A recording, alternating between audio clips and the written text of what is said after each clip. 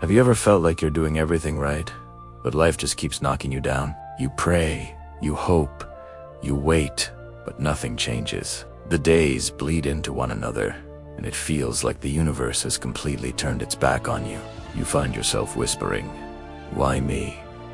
Why is this happening now?" It's a lonely, frustrating place to be, but I want you to consider something. What if the pain you're feeling isn't a punishment? What if it's actually preparation? What if the disaster you're facing is the very thing that will lead you to something greater? Let me tell you a story. Once, there was a magnificent ship sailing across the vast ocean. But one night, a brutal storm descended. The waves were like mountains, crashing down with merciless force, and the winds howled like angry spirits. Within hours, the great ship was swallowed by the sea, taking everyone on board with it except for one man.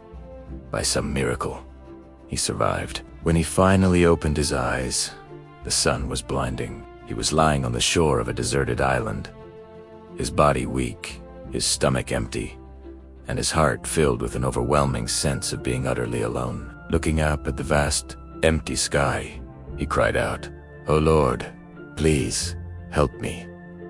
Send someone for me." He waited, listening to the waves lap against the shore, but no one came. Days turned into nights, and the nights stretched into weeks.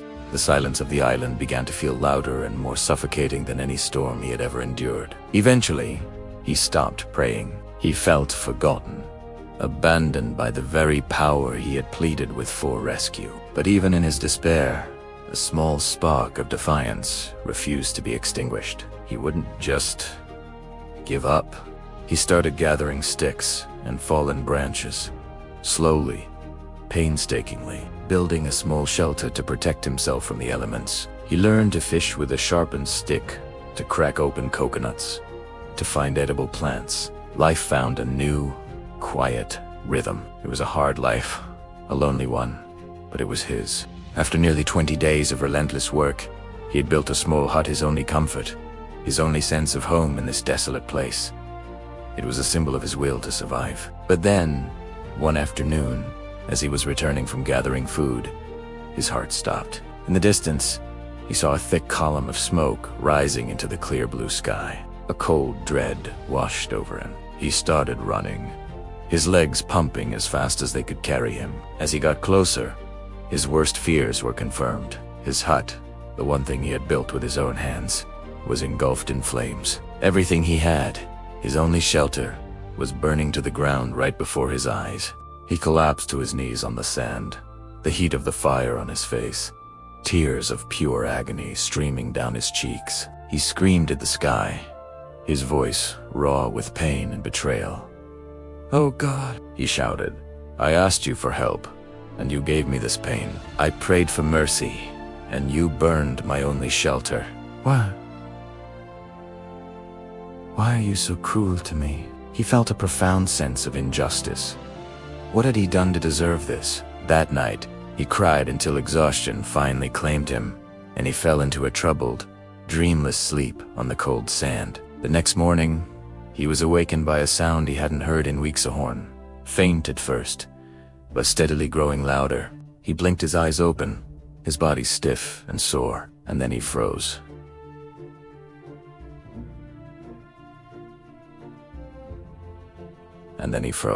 There, anchored just off the shore, was a large ship. It was real. For a moment, he thought he was dreaming. He saw people on the deck, wobbling at him. A surge of adrenaline shot through him. He scrambled to his feet and rushed toward the water's edge, his heart pounding in his chest like a drum. When he was finally helped aboard, safe and sound, he looked at the captain with bewildered eyes and asked, How did you know I was here? How did you find me?" The captain smiled kindly and replied, "We saw a signal fire coming from the island. We figured someone must be stranded and in need of rescue."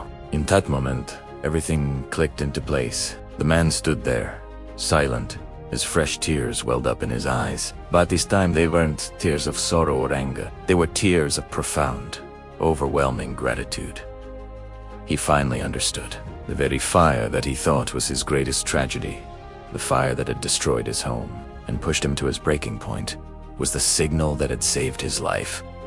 The thing he was convinced was his worst moment was actually his rescue.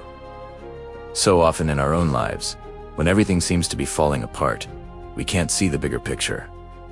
We feel lost, abandoned, and punished. But remember this story. What looks like a devastating setback might just be a setup for something far greater than you can imagine. When your carefully laid plans fail, it asks an invitation to trust in a plan that is bigger than your own, the plan of the one who sees beyond your immediate pain. Every closed door, every frustrating delay, every heartbreaking loss, it all has a purpose, even if we can't see it at the time. So, please, never, ever lose hope. The next time you feel like your hut is burning down, take a deep breath. It might just be the light that is guiding your miracle straight to you. Thanks for listening. If this story resonated with you, please consider liking this video and subscribing for more content like this. Stay strong and keep the faith.